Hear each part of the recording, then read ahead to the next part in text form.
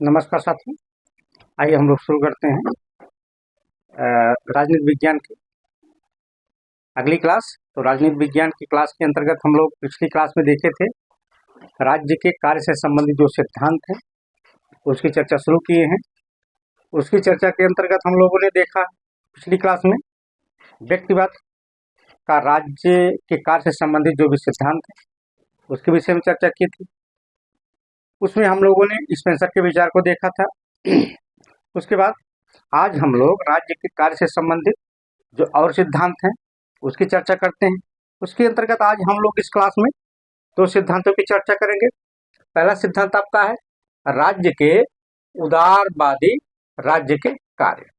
राज्य के जो सिद्धांत है उदारवादी राज्य के जो कार्य से संबंधित सिद्धांत है उसकी चर्चा करेंगे। दूसरा है समाजवादी राज्य के कार्य से संबंधित जो सिद्धांत है उसकी चर्चा इस क्लास में कर रहे हैं। तो आइए शुरू करते हैं हम लोग। तो देखते हैं पहला बिंदु इसमें क्या है। पहले बिंदु में उदारवाद कहता है कि जब व्यक्तिवाद को आर्थिक क्षेत्र में लागू किया जाता है, जब व्यक्तिवाद को आर्थिक क्षेत्र में लागू किया जाता है इसी को उदारवाद या पूंजीवाद कहा जाता है। ध्यान दीजिएगा, जब व्यक्तिवाद को आर्थिक क्षेत्र में लागू किया जाता है तो उसी को उदारवाद या पूंजीवाद कहा जाता है।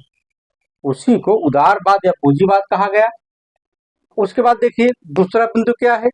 उदारवाद राज्य के व्यक्तिगत स्वतंत्रता पर विशेष बल देता है।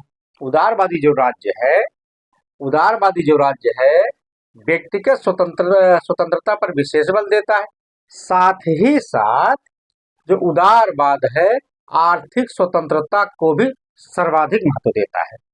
जैसे व्यक्तिवाद क्या था, व्यक्तिवाद व्यक्ति की स्वतंत्रता को अपने केंद्र में रखा था, व्यक्ति की स्वतंत्रता को विशेष महत्व देता था। उसी प्रकार से जो उदारवाद है वह आर्थिक क्षेत्र को विशेष महत्व दे रहा है। ठीक। उसके बाद देखिए उदारवाद के अनुसार अगर बात करें अगले बिंदु की, उदारवाद के अनुसार राज्य को आर्थिक क्रियाकलापों में हस्तक्षेप नहीं करना चाहिए।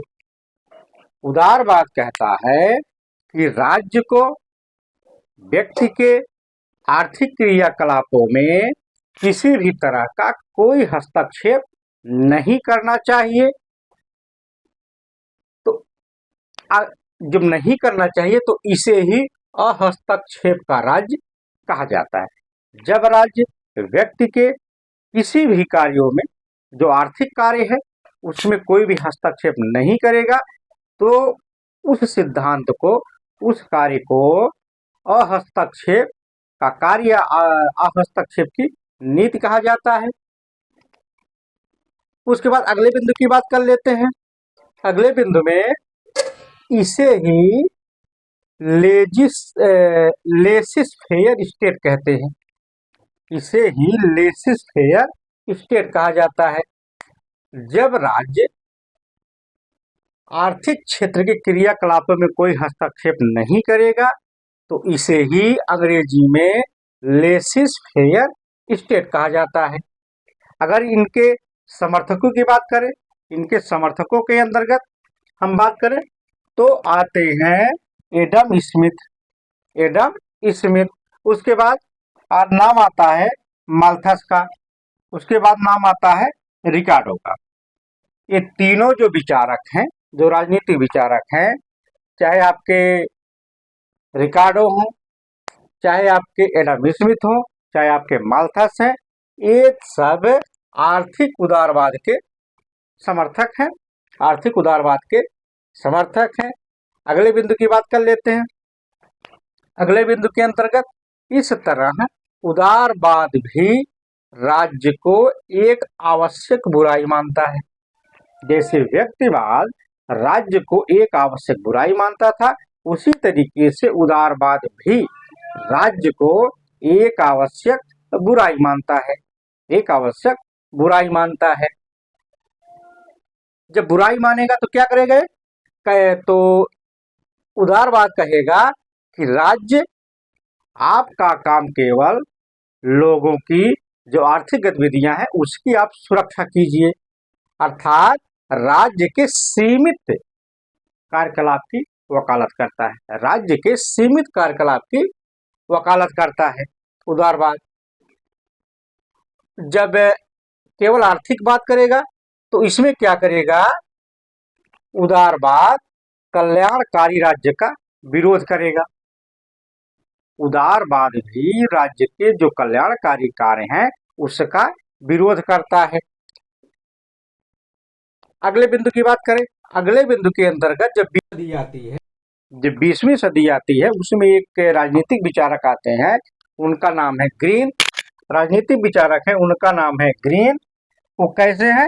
वो आदर्शवादी उदारवादी विचारक हैं। ग्रीन आदर्शवादी उदारवादी विचारक हैं। आदर्शवादी विचारक हैं, इन्होंने उदारवाद में थोड़ा संशोधन किया। जो 20वीं शताब्दी में ग्रीन नामक एक विचारक आते हैं जो कि आदर्शवादी विचारक हैं, उन्होंने उदारवाद में थोड़ा संशोधन किया। संशोधन करके थोड़ा परिवर्तित करके बताते हैं कि उदारवाद का जो काम है, जो विचारधारा है, पुलिस राज्य के साथ साथ जो उदारवाद है कल्याणकारी राज्य की बात भी करे। ग्रीन महोदय कहते हैं कि जो उदारवाद है वह पुलिस राज्य के साथ साथ कल्याणकारी कार्य भी करे।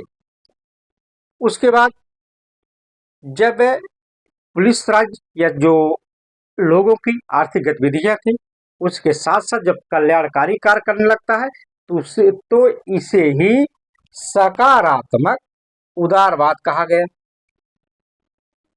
जब आर्थिक गतिविधियों के साथ साथ उदारवाद कल्याणकारी कार्य की बात करने लगा तो इसे ही सकारात्मक उदारवाद कहा जाने लगा। सकारात्मक उदारवाद कहा जाने लगा, यही आधुनिक उदारवाद है। अगर हम नकारात्मक उदारवाद की बात करें, नकारात्मक उदारवाद केवल राज्य को उसकी सुरक्षा तक सीमित करने की बात करता है।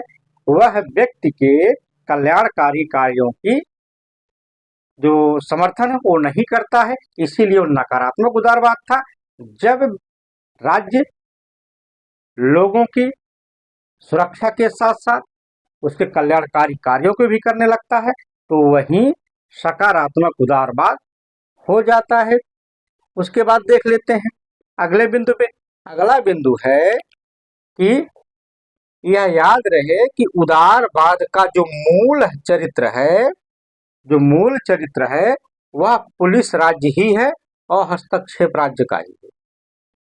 जिसका मूल चरित्र है वह पुलिस राज्य, मतलब जो लोगों की आर्थिक गतिविधि है उसकी सुरक्षा करना है और उस आर्थिक गतिविधियों में किसी भी तरीके से राज्य उसमें कोई हस्तक्षेप न करे, अतः इसे पुलिस जो उदारवाद का जो मूल चरित्र है वह क्या है? पुलिस राज्य ही है और हस्तक्षेप राज्य का ही है।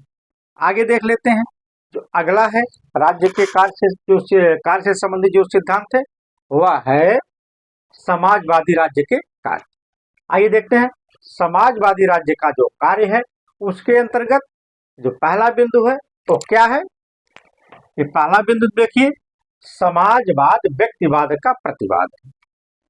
समाजवाद क्या है? व्यक्तिवाद का प्रतिवाद। बहुत महत्वपूर्ण प्रश्न है, तो पूछा जाता है कि समाजवाद किसका प्रतिवाद है? समाजवाद किसका प्रतिवाद है? तो आपका व्यक्तिवाद हो गया। व्यक्तिवाद के विरोध में समाजवाद अपनी विचारधारा लाता है। अब देखते हैं समाजवाद क्या करता है। आइए चर्चा ये करते हैं हम उसकी और उनके तथ्यों को समझते हैं। तो इसमें क्या है देखिए, समाजवाद व्यक्तिवाद का प्रतिवाद है। इसमें क्या होगा? क्योंकि जो व्यक्तिवाद है वो किसको महत्व देता है? व्यक्तिवाद व्यक्ति को महत्व देने वाली विचारधारा है। व्यक्तिवाद क्या है? व्यक्ति को महत्व देने वाली विचारधारा है। वही जो समाजवाद है, वह समाज को महत्व देने वाली विचारधारा है। फिर समझ लेते हैं, बहुत बार क्वेश्चन पूछा जाता है, बहुत ही महत्वपूर्ण प्रश्न है इसमें कि समाजवाद व्यक्तिवाद का प्रतिवाद है। व्यक्तिवाद जो है वह उसी के विरोध में समाजवाद आता है। तो व्यक्तिवाद व्यक्ति को महत्व देने वाली विचारधारा है, तो वही समाजवाद समाज को महत्व देने वाली विचारधारा है। अगले बिंदु की चर्चा कर लेते हैं। जो व्यक्तिवाद है, व्यक्तिवाद निजीकरण पर बल देता है। जो व्यक्तिवाद है वह निजीकरण पर बल देता है। तो जो आपका समाजवाद है, समाजवाद सार्वजनिकरण, जो सबके पूरे समाज के लिए हो, सार्वजनिकरण या राष्ट्रीयकरण या फिर सरकारीकरण पर बल देता है। ध्यान दीजिएगा, आप लोग जितने भी बिंदु हैं, यहाँ पे जितने भी हमने बिंदुओं को लिखा है, ठीक, जितने भी बिंदु हैं जिसको हम व्याख्यायित कर रहे हैं, ये पूरा का पूरा जितने बिंदु हैं सबके सब एग्जाम की दृष्टि से बहुत महत्वपूर्ण है। एक भी बिंदु आपको नहीं छोड़ना है, आपको कई बार पढ़ना होगा, तब जाके यह आपको याद होगा। समझिए, ताकि आप एग्जाम में सॉल्व कर सकें। तो आइए अगले बिंदु की चर्चा करते हैं। व्यक्तिवाद या उदारवाद आर्थिक स्वतंत्रता पर बल देता है। ध्यान दीजिएगा, जो व्यक्तिवाद है या उदारवाद है, आर्थिक स्वतंत्रता पर बल देता है। यही एक बार फिर से थोड़ा समझा देते हैं। जब व्यक्तिवाद को आर्थिक क्षेत्र में लागू किया जाता है, तो वही उदारवाद हो जाता है। तो यही पे बात है कि व्यक्तिवाद या उदारवाद आर्थिक स्वतंत्रता पर बल देता है, जबकि समाजवाद आर्थिक समानता पर बल देता है। आर्थिक समानता पर बल देता है। आर्थिक स्वतंत्रता का अर्थ क्या हुआ? अगर व्यक्तिवाद उदारवाद की बात करें, आर्थिक स्वतंत्रता का मतलब ये हुआ कि कोई भी व्यक्ति हो, जो भी कार्य करे, वह जब कोई कार्य करेगा कोई व्यक्ति, तो ज्यादा से ज्यादा लाभ पाने की कोशिश करेगा। उसमें उसका केवल व्यक्तिगत हित होगा, और सामने वाला जो वर्कर होगा उसके विषय में बहुत कुछ नहीं सोचेगा। वो केवल जो व्यक्तिगत लाभ हो, ज्यादा से ज्यादा लाभ, सामने वाला कितना भी हित हो, उससे कितना भी वर्क ले लिया जाए, उसे उचित मजदूरी ना दी जाए, इसका कोई मतलब नहीं होता है। बस इसमें क्या होगा, आर्थिक स्वतंत्रता की बात कीजिए। वही जब समाजवाद आता है, वो कहता है कि भैया हो, आप आर्थिक समानता की बात कीजिए। आर्थिक समानता सभी लोगों की जो अर्थव्यवस्था है, वह इतना तो कीजिए ताकि लोग कमा खा सके, अच्छे से रह सके, सबके पास समान पूंजी हो एक हिसाब से। तो आगे देखते हैं, एक बार फिर समझ लेते हैं। व्यक्तिवाद या उदारवाद आर्थिक स्वतंत्रता पर बल देता है, वही समाजवाद आर्थिक समानता पर बल देता है। अगला बिंदु क्या है? अगले बिंदु की बात कर लेते हैं। अगले बिंदु के अंतर्गत प्रगति या सामाजिक न्याय। अगर प्रगति और सामाजिक न्याय के बीच विवाद होगा, प्रगति और सामाजिक न्याय के बीच अगर विवाद की बात की जाए, तो जो व्यक्तिवाद होगा, व्यक्तिवाद प्रगति का पक्ष लेगा। जो व्यक्तिवाद है वो प्रगति का पक्ष लेगा, जबकि समाजवाद सामाजिक न्याय की बात करेगा। जैसे आज की जो सरकार है, निजीकरण पर ज्यादा जोर दे रही है। इससे लोगों का यह मानसिकता बन जाती है कि जो निजी कार्य होंगे वो ज्यादा तेजी से विकास करेगा, लेकिन जो सरकारी काम होते हैं उनकी कार्यशैली थोड़ी धीमी होती है, उससे विकास की प्रक्रिया कम होती है। ठीक, वहीं पे ये बात है कि अगर प्रगति और सामाजिक न्याय के बीच विवाद की बात की जाए, अगर विवाद होगा तो व्यक्तिवाद प्रगति का पक्ष लेगा, जबकि समाजवाद सामाजिक न्याय का पक्ष लेता है। अब देखिए, अगर इनका हम कैलकुलेशन करें, इसी के आधार पर हम बात करेंगे, तो समाजवादी जो कार्य हैं, उनका जो सार है, उसकी क्या बात है, उसकी बात अगर हम करें, उसमें क्या है, जो पहला बिंदु है, इसमें देख लेते हैं। उपरोक्त के आधार पर हम समाजवादी राज्य के निम्नलिखित कार्यों का उल्लेख कर सकते हैं। अगर उल्लेख करें तो जो पहला बिंदु है वह है सामाजिक न्याय की स्थापना। सामाजिक न्याय की स्थापना। जो समाजवादी राज्य है, ये तो हमने दोनों की तुलना की, व्यक्तिवाद क्या है और समाजवाद क्या है। अब हम देखते हैं समाजवादी जो राज्य के कार्य हैं उसका उल्लेख कर लेते हैं। तो इसके अंतर्गत जो पहला है सामाजिक न्याय की स्थापना। समाजवाद हमेशा समाज के सभी तबके के लोगों को एक जो सम्मानित जीवन है उसे प्रदान करने के लिए अग्रसर रहता है। जैसे तमाम पार्टियां, जैसे समाजवादी पार्टी है, वो हमेशा सामाजिक न्याय की बात करती है, हमेशा आर्थिक न्याय की बात करती है, ताकि जो निम्न तबका है, गरीब से गरीब तबका है, वो समाज में अच्छे से रह सके, उसको हक अधिकार अपना मिल सके, उसे कोई प्रताड़ित ना करे, कहीं भी हो जाए उसे कोई भी अशब्द भाषा ना बोले। तो यही समाज, जो सामाजिक न्याय है वो है। जो समाज में ऊंच नीच की भावना है वह न रहे, हर व्यक्ति एक दूसरे को सम्मान की दृष्टि से देखे, तो वही सामाजिक न्याय है। यही समाजवादी जो विचारधारा है इसी का पक्ष लेते हैं।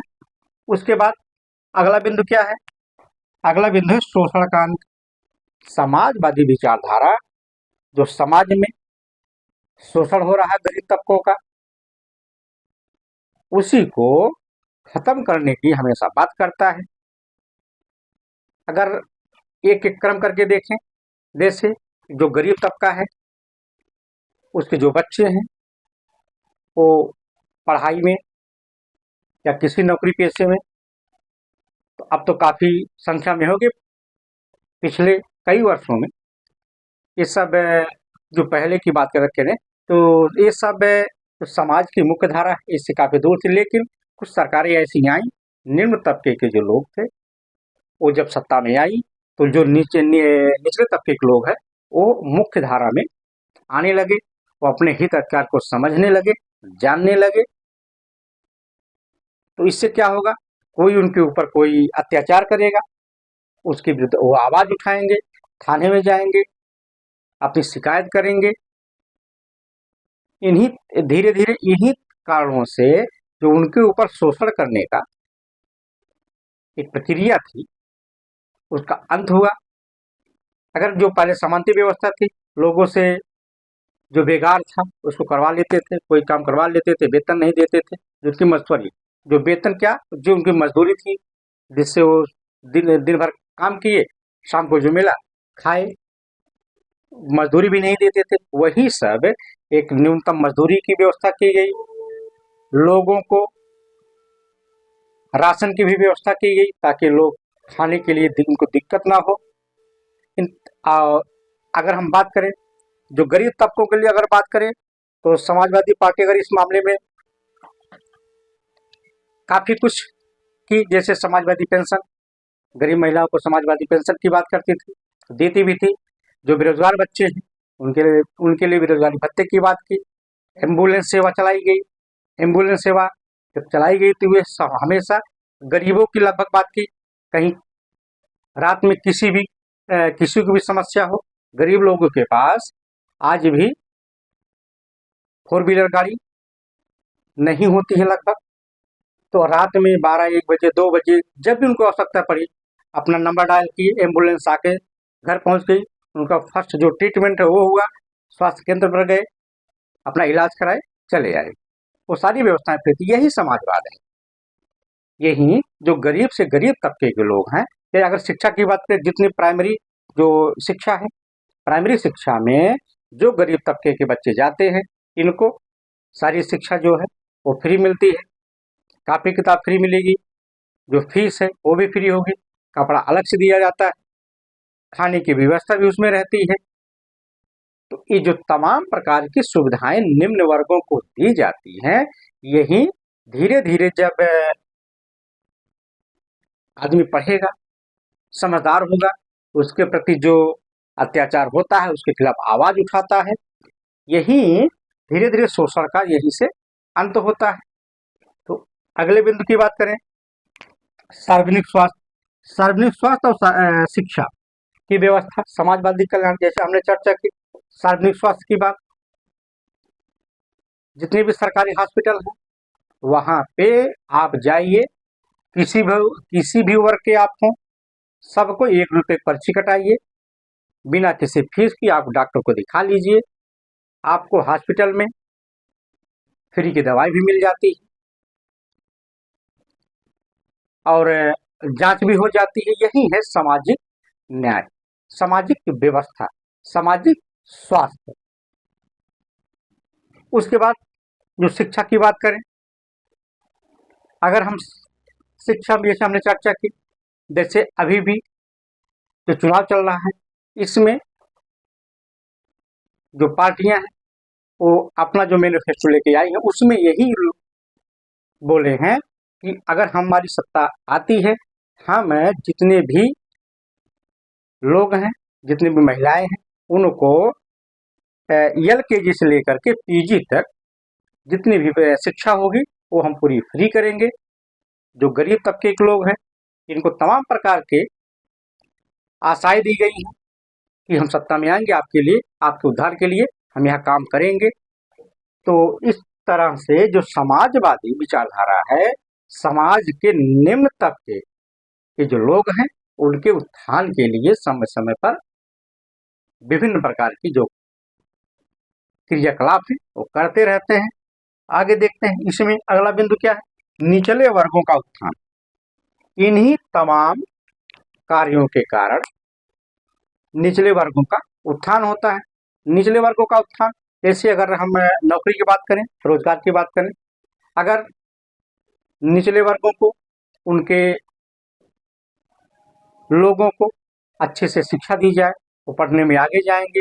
जब आगे जाएंगे उसमें क्या होगा, फिर तैयारी करेंगे, नौकरी पाएंगे, उनका समाज ऊपर होगा।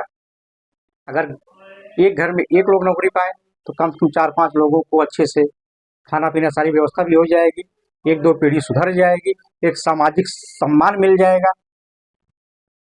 यही है, धीरे धीरे जो निचले तबके के लोग हैं वो समाज में उचित जीवन जीने की प्रक्रिया में आगे बढ़ेंगे। वही से धीरे धीरे सामाजिक जो न्याय है वह अपने आप में आगे बढ़ता है। यही तमाम समाजवादी जो विचारक हैं इसी का पक्ष लेते हैं। जो अगर इसके आधार पर हम बात करें तो जो समाजवाद है वह राज्य के अनिवार्य कार्यों के साथ साथ वैकल्पिक कार्यों पर विशेष बल देता है। समाजवाद राज्य के अनिवार्य कार्यों के साथ साथ वैकल्पिक कार्यों पर भी बल देता है। जैसे वैकल्पिक कार्य क्या है, जैसे अगर नौकरी सरकार समय समय पर नहीं दे पाती है तो जो बेरोजगार बच्चे हैं उनके लिए बेरोजगारी भत्ता की व्यवस्था की जाए। यही वैकल्पिक व्यवस्था है। इस तरीके से समाजवाद, समाज में कुछ लोग इसकी आलोचना भी करते हैं, कुछ लोग इसके समर्थन में रहते हैं, जिसका जहाँ हित होता है वो उसी तरीके से बात करते हैं। तो हम लोग इस तरीके से देखें, राज्य के जो समाजवादी कार्य से संबंधित सिद्धांत है उसकी चर्चा इस क्लास में की, और जो राज्य के उदारवादी कार्य हैं उसकी हम लोग चर्चा कर ली है। तो इस तरीके से ये जो दो सिद्धांत है उसकी चर्चा हम लोगों ने कर ली है। तो अगली क्लास में हम लोग देखेंगे राज्य के उदारवादी जो कार्य है, आदर्शवादी जो कार्य है उसकी चर्चा करेंगे। तो ये आपके, तो फिर हम लोग मिलते हैं अगली क्लास में। धन्यवाद मित्रों।